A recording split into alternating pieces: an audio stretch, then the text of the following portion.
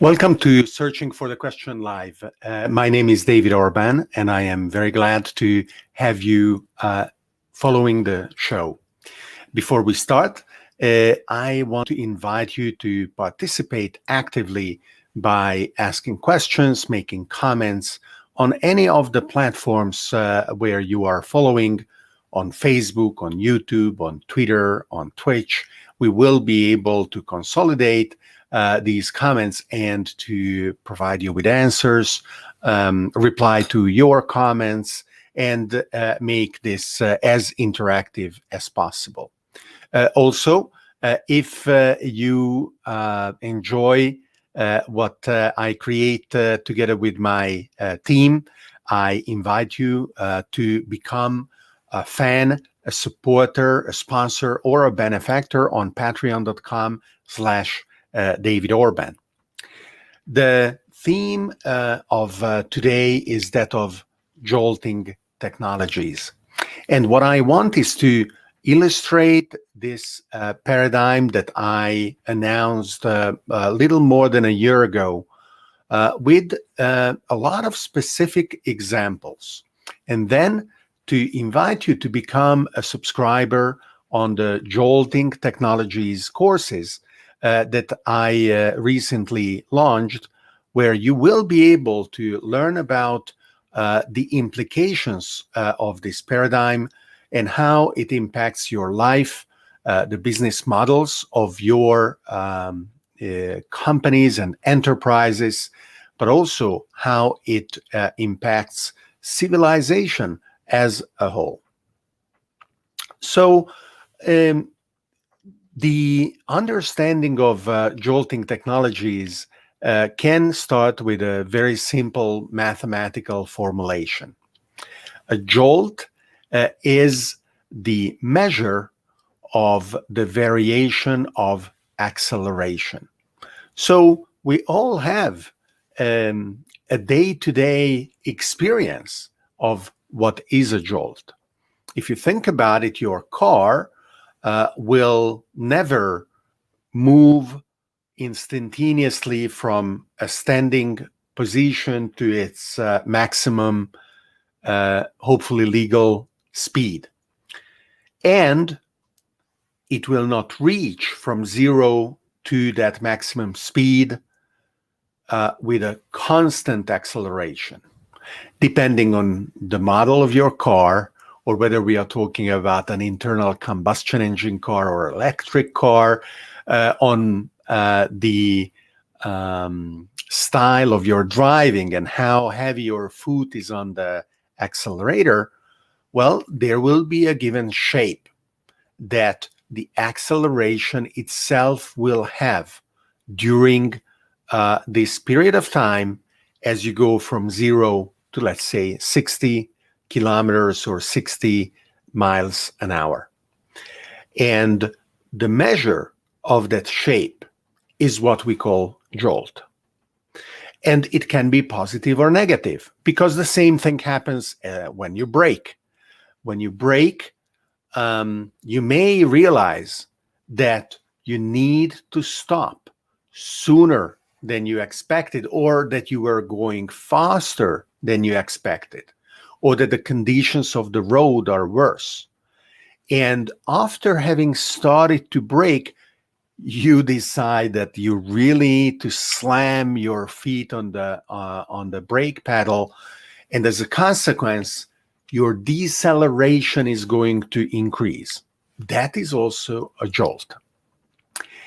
Another example of you experiencing a jolt is when you are in the entertainment parks, and there is the latest thrill ride that you want to experience. And when you sit down, you realize, wow, this harness is really very tight. And actually, the attendant, before letting the thrill ride start, will lower head restraint so that your neck can only move a little bit left and right. Well, you realize this is really going to be an extreme experience, because that head restraint is so that if you don't pay attention and keep a very set position, you don't want your neck to snap. And the people who designed and implemented the ride realized that is why they put on the head restraint, and the forces that you feel, the excitement induced by the unexpected nature of those forces, is also your day-to-day experience with a jolt. In particular, even if the ride is at a constant acceleration, or even as it is a constant speed, but it describes a curve whose radius is variable. For example, rather than describing a normal circle, it will be kind of a spiral where the radius is ever shorter. Well, that will physically and mathematically represent a variable acceleration, and as a consequence, a non-zero jolt. So there you go. Your ability to understand and experience what is a jolt is very close, as close as the next time you are going to be in a car, or next time you are going to be in a thrill ride in an entertainment park. And there are many, many other examples in your daily life. When you are on a subway or riding a bus, well, sometimes you are not holding tightly enough or at all on the handrail, or whatever allows you to stay upright and not fall. And well, depending on the conditions and how the driver is, you may have to pay attention, because it could be a jolting ride. As a matter of fact, the employment contract of the New York Mass Transit Authority imposes to the drivers that they should not drive in a manner that imposes jerking and jolting on the customers of the transportation service. And if they do, they can be fined and even let go. So it is important for those drivers to be very smooth, operate with a constant acceleration and deceleration, so that people can be safe on the buses and in the subways. Now, jolting technologies are the technologies that exhibit this kind of variable rate of acceleration in their power of influencing the world and changing the world.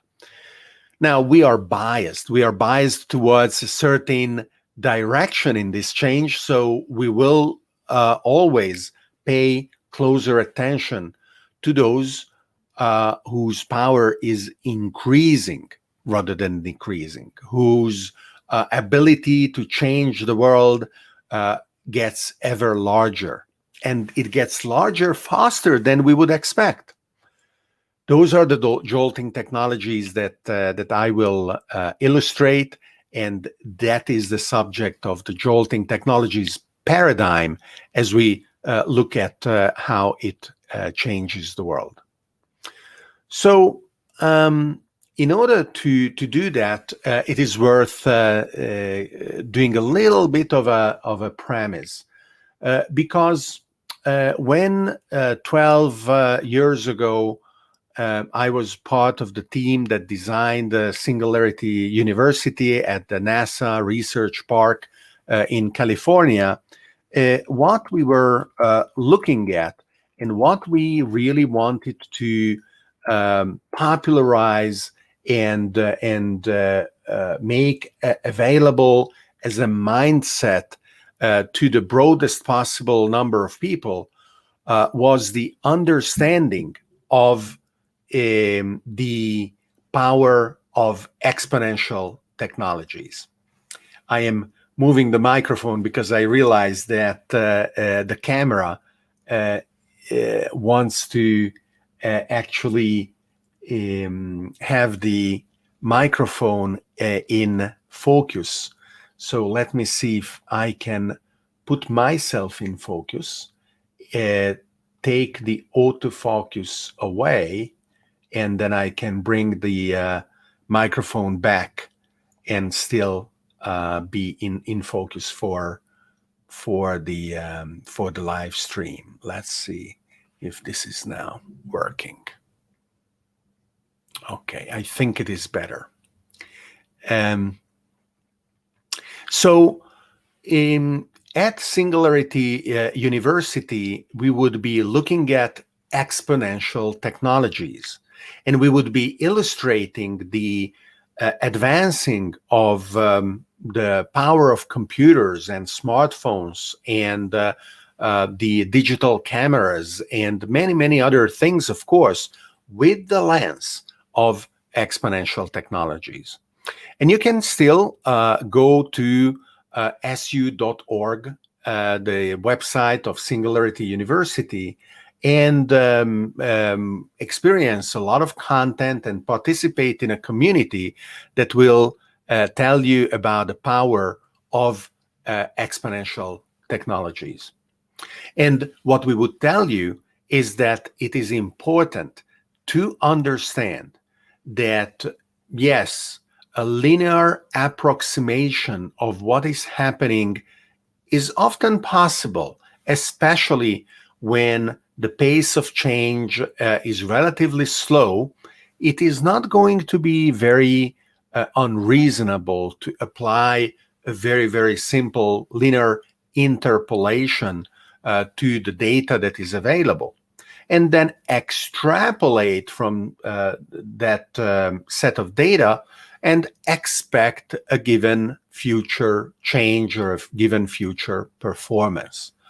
But that you will have to be extremely careful, because the exponential nature of phenomena is such that if you believe your own interpolation and extrapolation, you could be fooled to a mortal degree when the reality is going to be completely different in a short amount of time than not what that kind of model will tell you.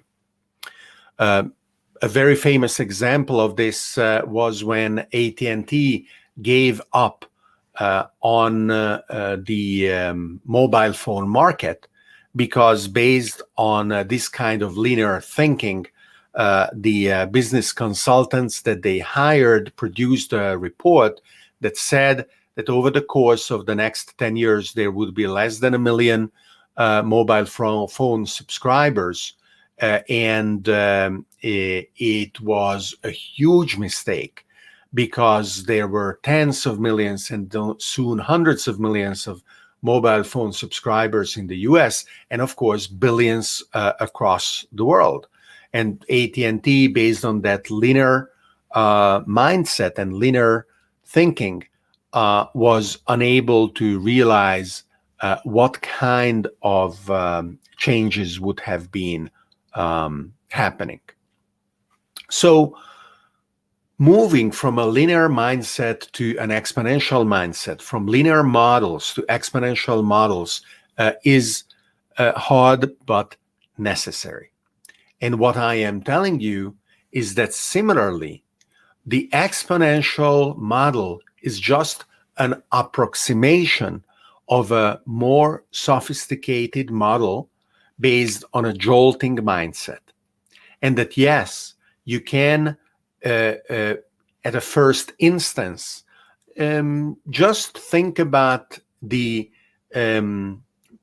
data and the reality around you as if it were an exponential set of changes, and you would be served well in a lot of cases.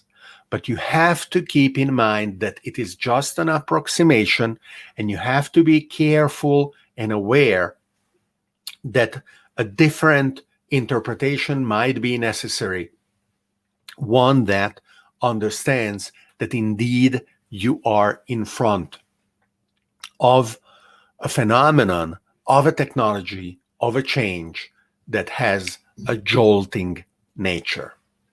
So let me give you several examples that illustrate this, and give you some guidance of the implications and then how to apply and acquire this kind of mindset that should then become kind of a second nature. You should really aim to be able to ask the right questions around the models that others potentially propose you. Ask, is this linear, or is this going to be exponential? Is this exponential, or is this going to be jolting? Everything that I am going to show you is available and accessible on the Jolting Technologies website, on jolting.co. So make sure that you bookmark the site, that you subscribe to the RSS feed of the blog posts, so that you are also alerted every time there is some new piece of information on the website, or that actually you subscribe to the newsletter of the Jolting Technologies announcements, which is another way of learning about what is going on. So the original announcement of the Jolting Technologies paradigm was little more than a year ago, as part of the series of videos that I produce on a weekly basis called The Context. The Context gives you a broader and deeper understanding of what are the implications of themes and ideas that are floating around in the world, and that go beyond what the extremely short attention span induced by the obsessive rhythm of the news cycle could imply. And in episode 12 of season 2 of The Context, I spoke about how Jolting Technologies can be exemplified in many different ways. The first example that I showed is that of a rocket. As a rocket takes off with its engine at full throttle, the rocket, by definition, brings with itself the propellant that is going to oxidize with oxygen, and actually even the oxidizer is on board with the rocket, because once it is out of the atmosphere, it doesn't have oxygen available to perform the chemical transformation that will give the energy for the reaction that will push the rocket forward. And with Newton's equation, that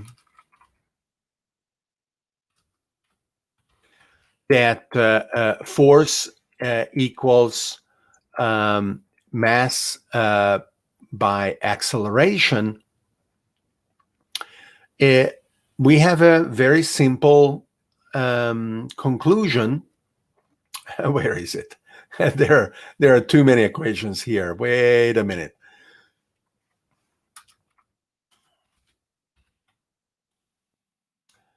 There you go. So since we assumed, that's what I said at the beginning, that the rocket engine is at full throttle, the force is constant. But since the mass is diminishing because the propellant and the oxidant are consumed as they are pushed out of the rocket nozzles, by definition, the acceleration of the rocket is going to be increasing. And hence, the rocket is going to experience a jolting phenomenon, a jolting acceleration.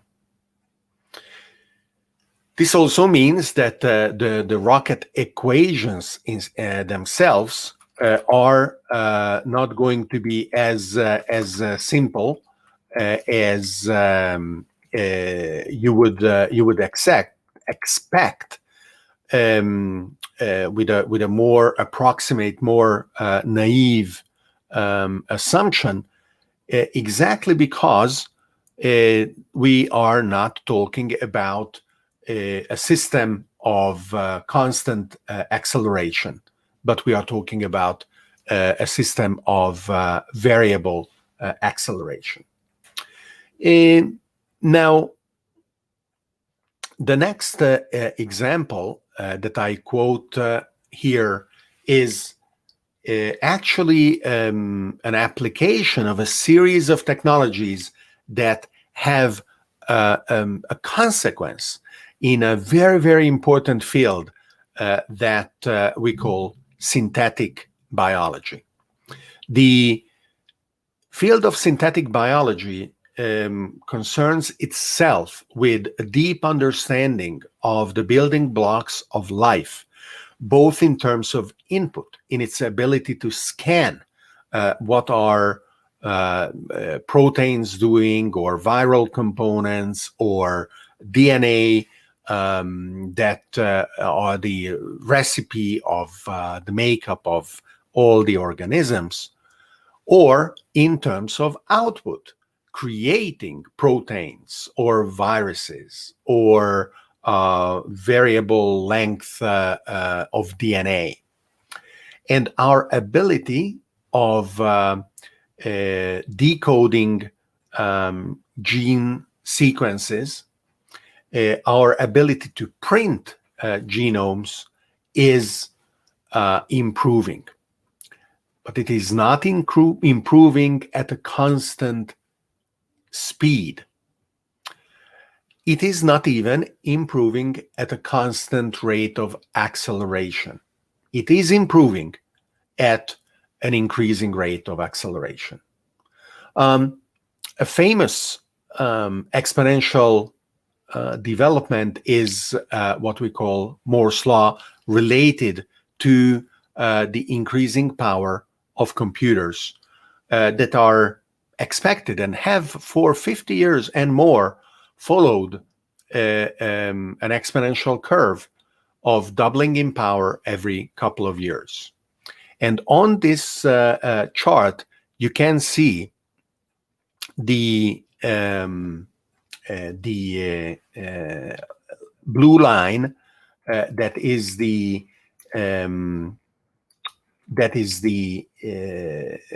line following Moore's law. And the reason why this is a line, even though we are talking about an exponential phenomenon, is because you see that the vertical axis of this chart represents orders of magnitude. In particular here, it represents the cost of sequencing a genome that, according to the National Human Genome Research Institute, went from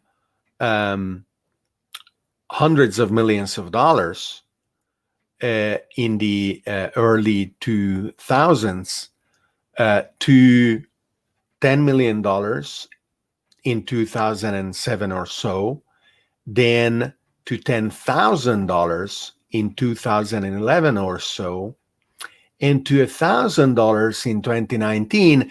Actually, we had promotions for whole genome sequencing of human genomes for a few $100s during the past season of Thanksgiving gifts, when this kind of genetic sequencing is very popular because it allows you to tell very funny or scary stories around relatives, newly discovered, heretofore unknown relatives, and so on.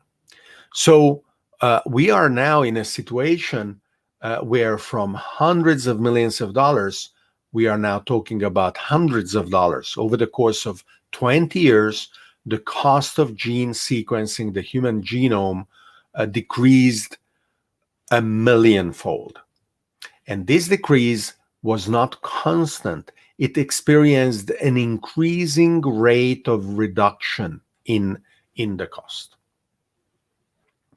You see that we are always talking about an approximation. These data points are important and rich, but they are influenced by a lot of different considerations. For example, this plateau is probably explained by intellectual property considerations, where the patented machines have achieved a kind of a dominance where the industry is unable to move the price further down.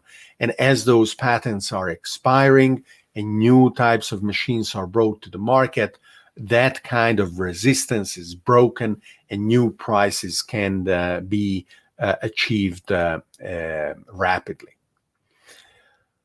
The next example that I gave at the time was concerning quantum computers, where the quantum computers are, of course, a new type of machine where we have the ability of not only growing the power of the machine in proportion with its components, but actually the power is increasing exponentially with its components. The components themselves increase exponentially, and as a consequence, the power of the entire machine is going to be super exponential. It is going to be jolting. In particular, this chart is for a very specific quantum computer or a series of quantum computers by D-Wave systems. D-Wave has been very controversial because they are not pursuing a universal quantum computer. They have a very specific approach for what is called an annealing quantum computer that can be used for certain optimization problems and solving the mathematical representations of those problems. The simplest is the problem of the traveling salesman that has to visit a certain number of cities, and understanding what is the best path that the traveling salesman can follow, which cities to touch first and which ones to touch next, is very complex, and it doesn't scale well. On classical computers, in order to solve this problem, we would need astronomical computing times. And as we increase the power of the classical computers, the time that is needed is not dropping fast enough. Rather than 1 billion years, we only need 500 million years. Well, are we fine then? Of course, we are not fine. That is why classical computers applied to this problem are not a good solution. However, it is expected that with quantum computers, the problem can be reduced to a tractable problem instead, and increasing the power of the quantum computer is going to reap benefits out of proportion. Rather than 500 million years, tomorrow we need 100 years of quantum computing time. Well, still not good. Next year we need a day of quantum computer time. Pretty good. And the year after that, we need a few seconds of quantum computer time. That is the kind of reduction in computing time as the computing power increases that quantum computers promise to bring, making completely intractable problems tractable instead. The next example that I brought is very specific in the illustration, but very general in the technology itself, which is the increasing power of AI. And many of the examples that I am about to give will be around this. And so I will go back to how and why AI is indeed a jolting technology, and how AI is jolting in many different ways. But before I do that, I want to stop at a couple of forecasts that I actually made. And one of the forecasts is around the power of communications that is going to experience a jolting phase, where two new technologies becoming available, 5G mobile networks and swarms of low Earth orbit satellites, especially Starlink from SpaceX, are going to bring online the additional 3-4 billion people who are not today connected to the internet at levels of performance that vastly exceed what would have been available even just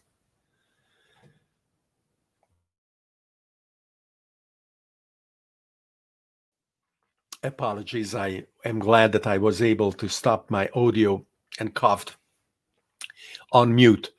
At performances that would have been impossible even just a few years ago. The second prediction that I made is that self-driving electric cars will have a jolting effect on the transportation industry, and that most car companies of today will not survive, with the exception of Tesla and one or two others. So look around you, think about the car brand that you like most, and within 10 years for sure, but probably even 5 years from now, 90% of those car brands will either be bankrupt, or they will not be independent anymore. They will gain a few extra years of life, having been bought by some other brand, but will soon after that disappear as well. Another half joking remark that I made at the time is that yes, there is such a thing as a variable rate of jolt, and that is called a jounce. Now, should we be concerned about jouncing technologies? Well, not for the next few years. It will be hard enough to understand and use and apply jolting technologies as it is. Jouncing technologies are going to be an issue for artificial intelligences as they design their own world, as they try to dominate the evolution of their own technologies. They will be scratching their heads and they will be saying, hey, by the way, is this thing just jolting, or should we be concerned that it is already jouncing? And the smartest of them will, as a matter of fact, conclude that jouncing technologies are important and that they should keep an eye on jouncing technologies. So let's keep moving with the examples that I mentioned. Stanford University 2 years ago published a report on artificial intelligence together with OpenAI, where they were analyzing a series of data points. And as they were plotting these data points on the logarithmic chart representing orders of magnitude in the evolution of the power of AI systems, they very lazily concluded that a couple of linear interpolations in this was the right way to go. Now, keep in mind, this is a logarithmic chart, so these two lines are actually representing two exponential curves with different coefficients. One of the most important coefficients of the exponential curve is the rate of doubling. So what basically they were saying is that AI systems followed Moore's law with a doubling of about a couple of years, a doubling rate of 2 years from the 60s to around 2012. And then there was a disruption, and since then, the power of AI systems increases with a doubling rate of approximately every 4 months. Now, is that okay? Well, at first approximation, absolutely. Already realizing that an exponential trend can be non-constant is great. And then pretending that there are two exponentials, one on top of the other, fine, why not? But a more sophisticated view is to actually say that there is a jolting change in the evolution of the power of artificial intelligence, because then you can conclude that rather than these 4 months being the new rhythm and to expect that it will keep forever, you realize that the 4 months doubling rate is not going to be constant after all. Which is what happened just a few months ago when Nvidia, in their global conference at the announcing their latest their latest products and services for their developers moved to show that they are now looking at a doubling rate of every 2 months. And I see that for some reason in this episode of the context, the chart where we are showing Nvidia announcing that is not included. But let me see if I can actually find it. Nvidia conference 2020. Let me see if very rapidly I can find it. It is, I think, part 1, the coming age of AI. There you go. And I think it is around minute 5. Let me see if I can find it very rapidly. No. No.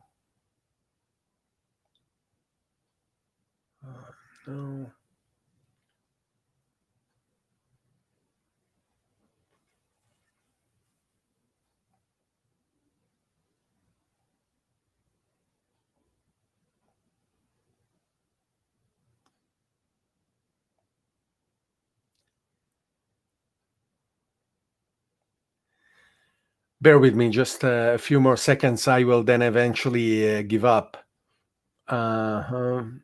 It may be not in the first video, but in one of the other videos. There is this very nice, so this is part 1, part 4, 3, where is part 2? Creating new worlds. No, that is not it. Okay, we will find it eventually. So what did Nvidia announce? Well, Nvidia announced that rather than seeing the power of AI doubling every 4 months like 2 years ago, they are now seeing the power of AI doubling every 2 months.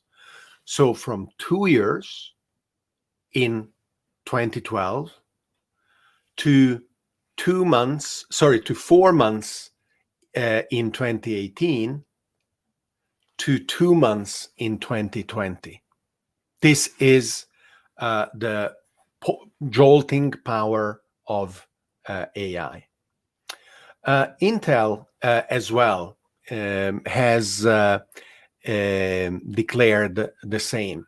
Intel is corralling the power of their ecosystem of hundreds of participants in the industry in order to design and deploy infrastructure for cloud-based and edge-based AI computing that in 4 years increases the power of these AI systems 1,000-fold.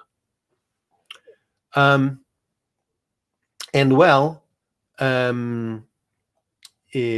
very poignantly, Elon Musk was explicit when he spoke on Battery Day in September 2020, announcing the innovations that Tesla is bringing in their battery technology, reducing cost and the weight of the batteries, improving the energy density and the distance that the electric cars can go between charges, reducing cost, making the plants that are building the batteries smaller while increasing throughput, even to the point of inventing new types of mining processes in order to extract the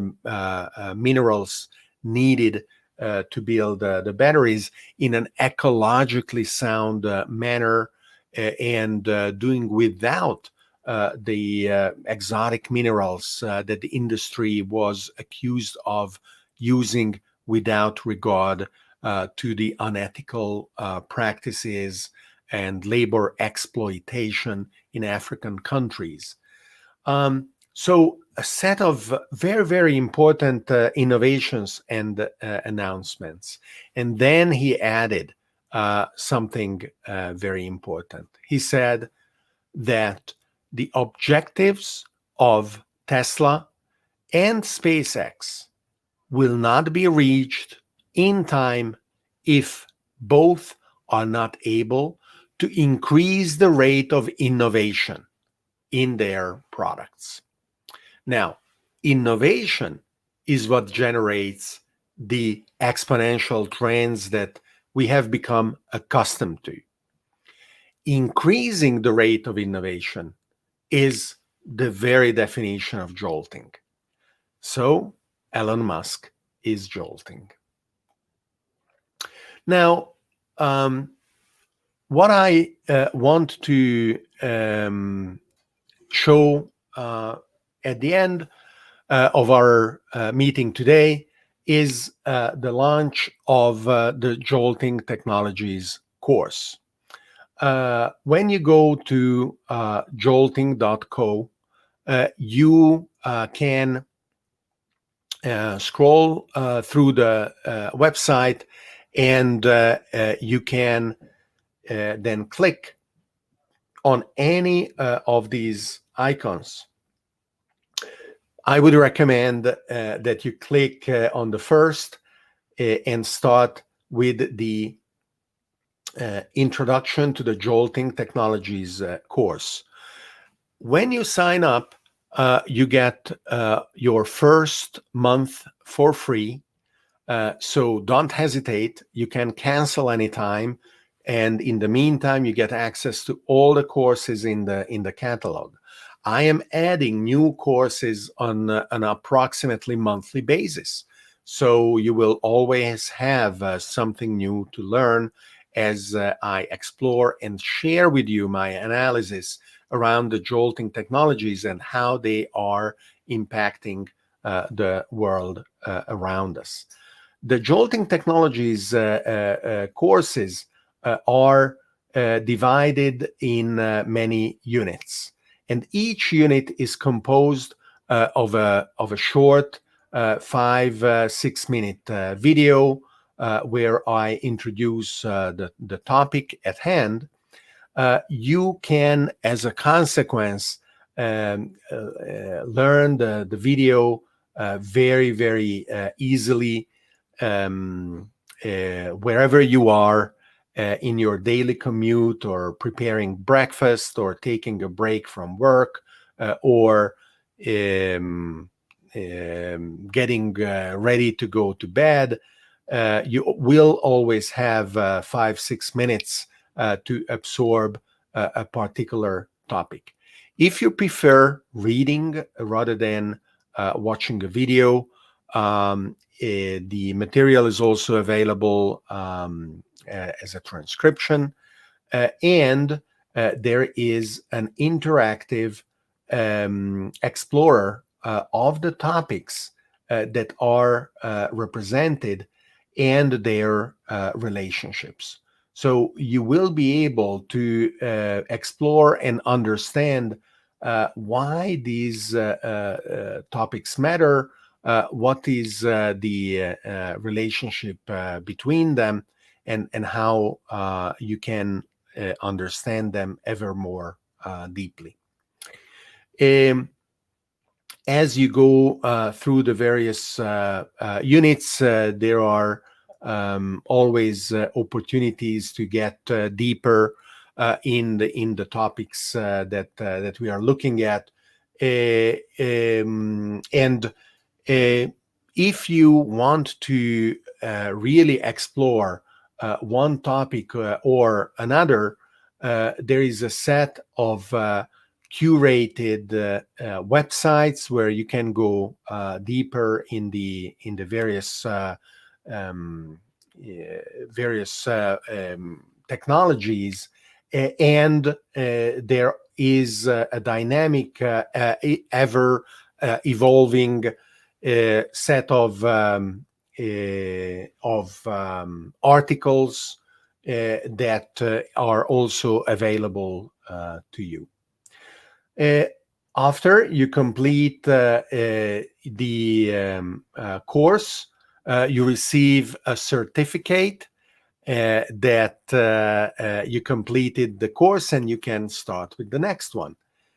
And there is a monthly Q&A session where you can ask questions and vote on the questions asked by others. And there is a session dedicated to the subscribers to the course that you can participate in, where I will answer your questions. And that is, I would say, an important difference with how traditional learning happens. Here, it is kind of the opposite, where you can take all the time that you need and any time that you want in learning what is a material where you are relatively more passive, watching the video, reading the various components.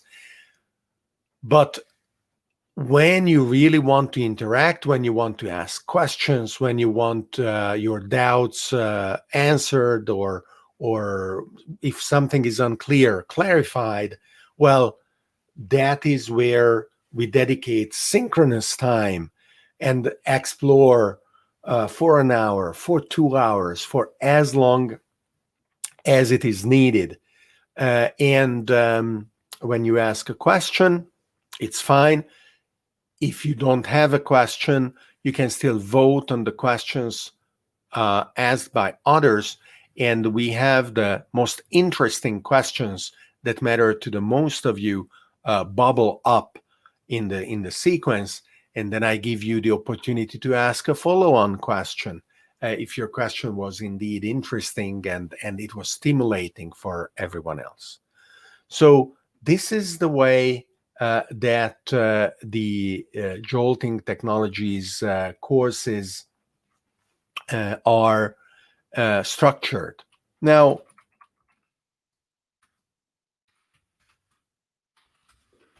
one of the reasons why this matters, in my opinion, is because the danger of not understanding the Jolting Technologies and what is happening in the world is even larger than what we thought it could be when we were, quotation marks, only talking about the power of exponential technologies.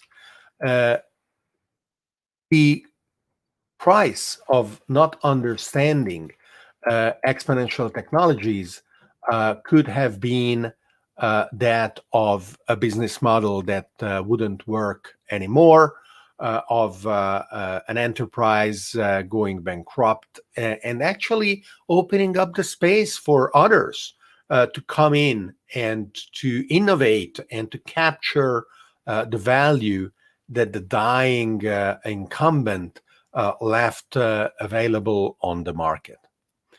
But with Jolting Technologies, our potential inability to observe and understand the world runs the risk of a fragmentation of reality.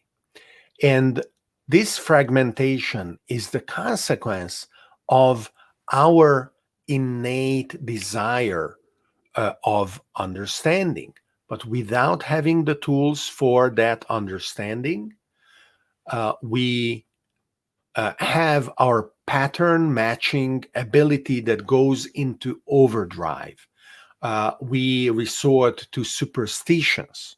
We fall prey to conspiracy theories, all in the frantic hope of being able to build a view of the world where we have dignity, where we matter. But unfortunately, based on superstitions and conspiracy theories, that worldview cannot be a coherent model of reality. Maybe it will last a few weeks or a few months or a few years, but when it fractures, this fragmented reality will expose the profound dread of hopelessness, of being completely disenfranchised, of being completely without purpose, of not having any say in what is going on in the world. So if it were, if it already was crucial from the point of view of your business and many other ways to understand the power of exponential technologies, the need of understanding jolting technologies is actually existential. Individually, as a human being, and overall as a human civilization, it is crucial. It is something that we cannot afford not to do. So that is why I am so keen to have you all participate, to read and learn. Every example that I gave today is available. You can watch the episodes of the context where I talk about them for 15, 20 minutes each of these examples. And then please come to jolting.co and sign up in order to be equipped with the mindset and the tools to understand the world and to be an active participant. Thank you. Thank you very much. And see you in the next episode of Searching for the Question Live.